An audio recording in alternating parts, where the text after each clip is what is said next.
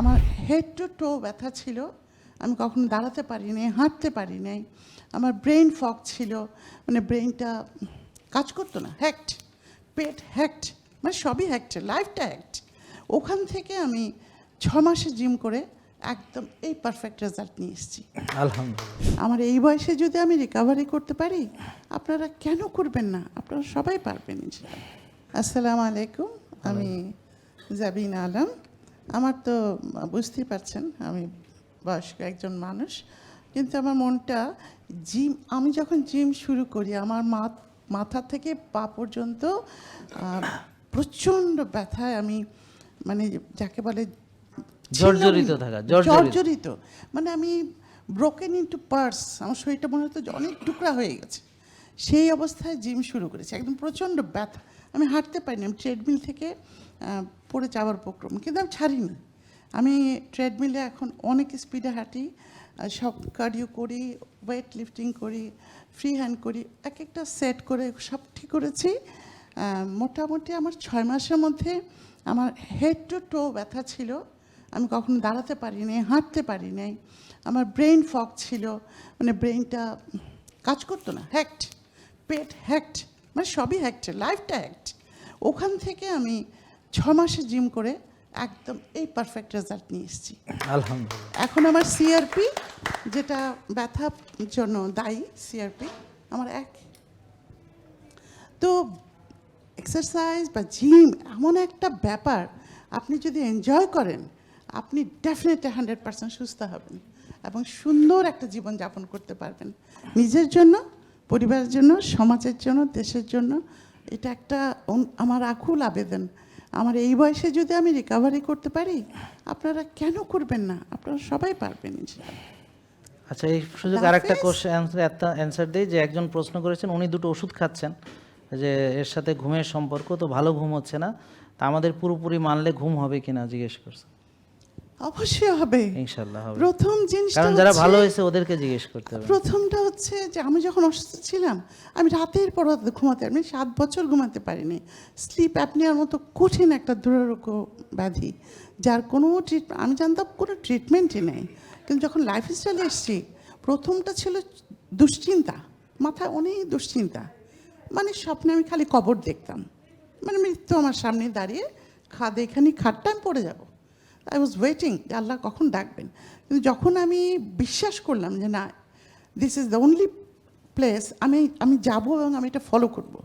একটা by the way, আমি কখনো কোনো ডক্টরের কাছে একবারের জায়গায় দুবার যাইনি, এবং আমার হাজব্যান্ড আমার খুবই বিরক্ত যে তুমি কখনো কাউকে ফলো করো না, খালি ডাক্তার চেঞ্জ করো। আমি because I can believe, not even them, not even myself, আমার উপর বিশ্বাস হারিয়ে গেল। আমি কিছু হসপিটালে ছিলাম লম্বা সময়, 3 মাস। আমি শখানিক ভিডিও দেখেছি শুয়ে শুয়ে ডক্টর জাহাঙ্গীর কবির সাহেবের। আমি ভাবলাম that is the last place, আমাকে বাঁচার জন্য যেতে হবে। আমি যেদিন এসেছি আমি হাঁটতে পারিনি, খুব, আমার হাজব্যান্ড আমাকে ধরে নিয়েছেন এবং ডাক্তার সাহেব আমাকে বলেছেন আমার কন্ডিশন এত খারাপ, চেহারা একেবারে মানে কালো একটা চেহারা। উনি আমাকে বলেছেন আপনি কি পারবেন? আমি তো একদম মানে অবাক হয়ে গেছি যে হ্যাঁ, পারবো না, হয়তো পারবো না, কিন্তু আমি ট্রাই করব। আমার এটা খুব, আই টুক দ্য চ্যালেঞ্জ, আমি চ্যালেঞ্জ হিসেবে নিয়েছি। আমার হাজব্যান্ড তো আরও মানা, তুমি পারবে না। আমি সে ওকে, লেট মি গো, আমাকে এখানে আসতে দাও। I start coming here. একদম জিম যেদিন স্টার্ট করেছে তার পরের দিন থেকে আমি শুরু করেছি। শুধু ঘুম, আপনার যে মাথা, মানে এখানে গল্প স্বল্প করে মাথাটা এত হালকা হয়ে যায় যে সন্ধ্যা হতেই ঘুম এসে যায়, বিকজ ওই যে মানসিক প্রশান্তি এবং শারীরিক ক্লান্তি, শারীরিক ক্লান্তি, মানসিক প্রশান্তি দুটো যখন হবে, আপনি 8টার থেকে বলবেন নামাজটা পড়ে ঘুমাবো ইনশাল্লাহ। আচ্ছা, আরেকটা বিষয় হচ্ছে, একজন প্রশ্ন করেছেন যে ওনার হার্টের অপারেশন করা রুগী, আবার বর্তমানে 4টি 100% ব্লক, তো এখন উনি কি করবেন? হ্যাঁ, তো এখানে আমাদের তো এরকম সিরিয়াস রুগী হলে আমরা তো রাখি না, হ্যাঁ, তো আমরা আপনার চিকিৎসা তো এমনিও করতাম না, এখনও করব না, তবে নিয়মকানুনগুলো মানতে আপনার তো কোনো বাধা নেই, আপনার নিজস্ব দায়িত্ব, আপনি নিয়ম মানতে পারবেন পুরাপুরি, এবং নিজের দায়িত্বে মানবেন, আমাদের নিয়ম মানতে কোনো বাধা নেই। আর একটা হলো, যেমন আপনি খাওয়া দাওয়া করবেন যেভাবে খাওয়া দরকার, বা আপনি রিপোর্টগুলোর আলোকে আপনার খাওয়াটা ঠিক করে দিবে।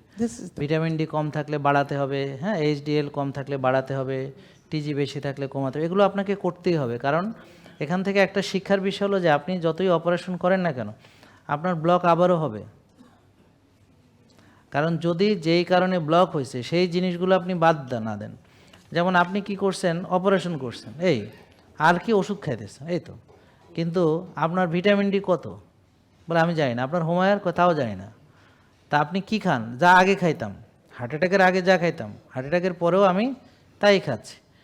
তো যা ছিলাম আমি তাই, তাহলে ব্লক একবার না 14 বার হইতে পারবে। কাইটে ফেলায় দিলে আবার হইতে পারবে কি না? তাহলে ব্লক হওয়ার যে প্রক্রিয়া সেটা বন্ধ করার জন্য আপনি কি করেছেন? কিছুই করিনি। যেরকম আগে চলতাম সেরকমই চলেছি, মাঝখান থেকে এতগুলো ওষুধ খেয়েছি আর বুক ফেটেছে, এই তো কথা। তাই আবার ব্লক হয়েছে, এখন কি করবে?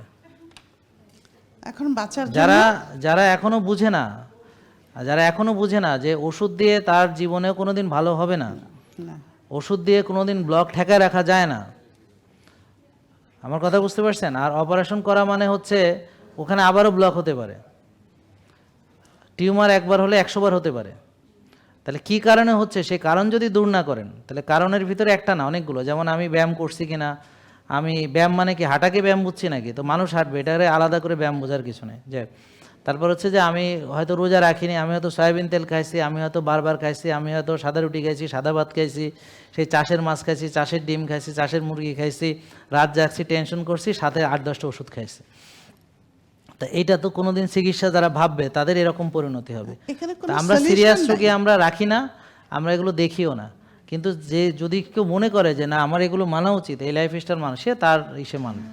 আর অবশ্যই একজন কার্ডিওলজিস্টের আন্ডারে থাকবে।